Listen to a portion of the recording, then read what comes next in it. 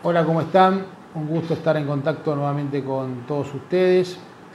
Mi agradecimiento a los amigos de Fórum Jurídico Fiscal por esta nueva convocatoria. Como no puede ser otra forma, me voy a referir a algunos aspectos atinentes a la reforma tributaria que hoy se está tratando en el Congreso, concretamente al tema atinente en el marco de la Ley de Impuesto a las Ganancias en lo que respecta a las indemnizaciones por despido, rubro de antigüedad.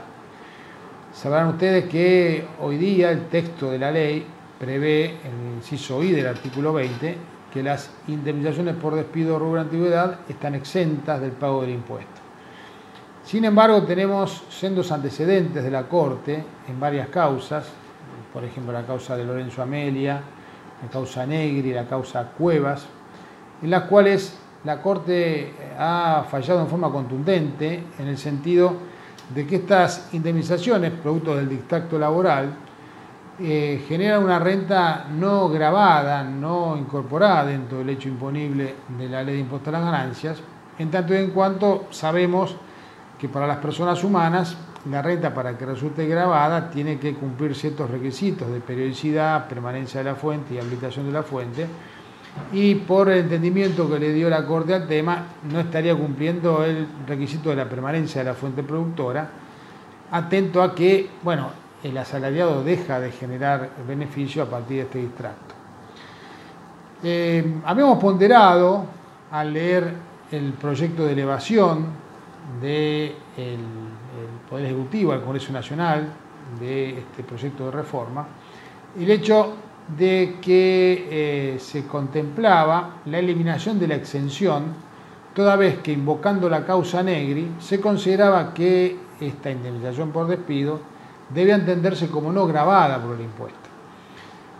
Nótese que en el proyecto original no se preveía ningún tipo de distingo y se contemplaba entonces que a partir del 1 de enero del año 2018 las indemnizaciones iban a considerarse no gravadas. Ahora bien, cuando este proyecto es tratado en comisión, en diputados, se introduce una modificación en virtud de la cual se considera que, el hecho imponible iba a estar configurado incorporando este beneficio, esta indemnización como hecho imponible gravado, no ya vía exención o no contemplando esto vía exención, tampoco en el artículo segundo, sino incorporándose concretamente en el artículo 79.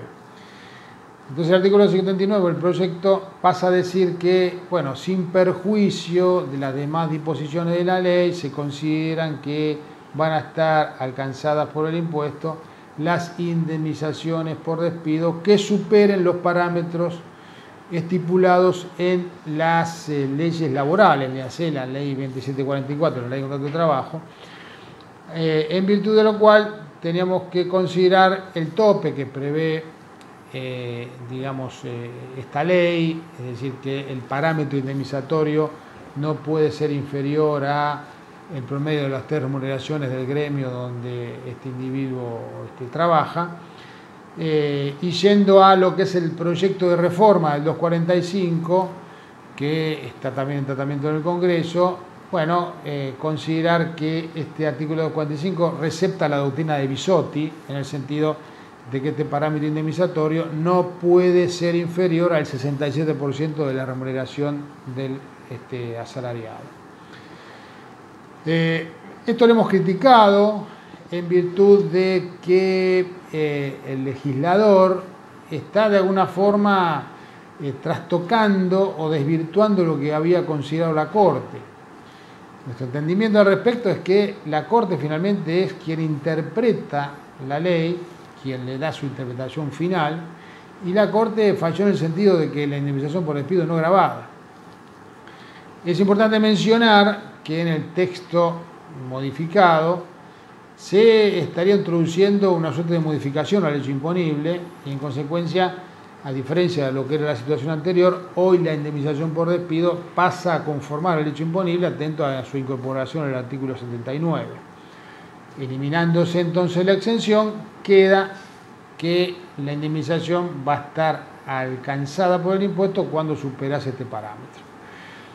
Una vez que sale esto del seno de la Comisión de Diputados y entra al recinto, comienza el debate en el recinto y esto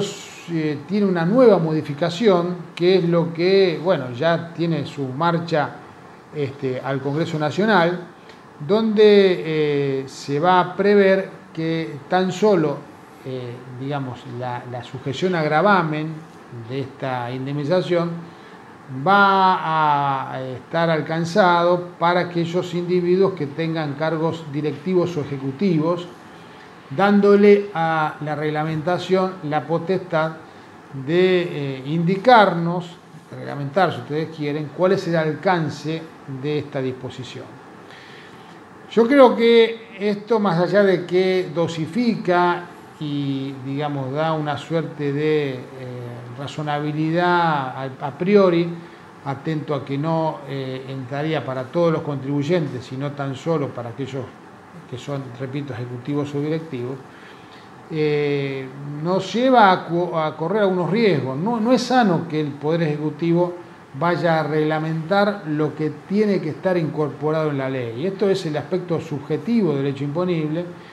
y atento al artículo 4 de la Constitución, es el legislador quien debe definir todos los elementos del hecho imponible, con lo cual no creo que sea una buena idea que el reglamento lo vaya a considerar. Y adicionalmente, cuando vaya a considerar esto del reglamento, bueno, preguntarnos qué parámetro va a considerar, porque si vamos a ir al principio de capacidad contributiva, tal vez el parámetro debería ser el quantum de esta indemnización, y no supeditarlo tan solo al hecho de que el sujeto sea directivo o ejecutivo, porque puede ser directivo o ejecutivo de una pyme, con lo cual se asemeja más a un simple asalariado, a diferencia de lo que puede ser un ejecutivo o un digamos, individuo que tiene una importante remuneración por trabajar en una multinacional. Más allá de esto, yo creo que esto va a generar un problema porque la Corte ya se expidió y es probable que quien sea percutido por este impuesto, por el impuesto que va a recaer sobre la indemnización, es probable que lo vaya a judicializar, que vaya a la justicia y plantee la inconstitucionalidad de la norma, atento a lo que la Corte había dicho en su momento, y ahí la Corte va a tener que volver a expedirse, es decir, si ante la nueva ley, ante la nueva versión, el nuevo texto legal, mantiene o no la situación o mantiene o no la posición que había esgrimido en las causas anteriores. En resumidas cuentas, bueno, esto va a terminar judicializándose, esto estimo que va a generar que cuando se negocie una indemnización de un ejecutivo, un directivo, este sujeto contemple, prevea o presiona a la empresa para que sea la empresa quien asuma el costo indemnizatorio, con lo cual tenderá a desnaturalizar el espíritu de esta reforma, que es generar,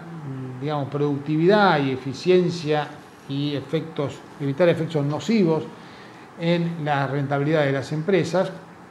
con lo cual, bueno, imagino que esta presión que evidentemente ha ejercido la oposición para que esto se incorpore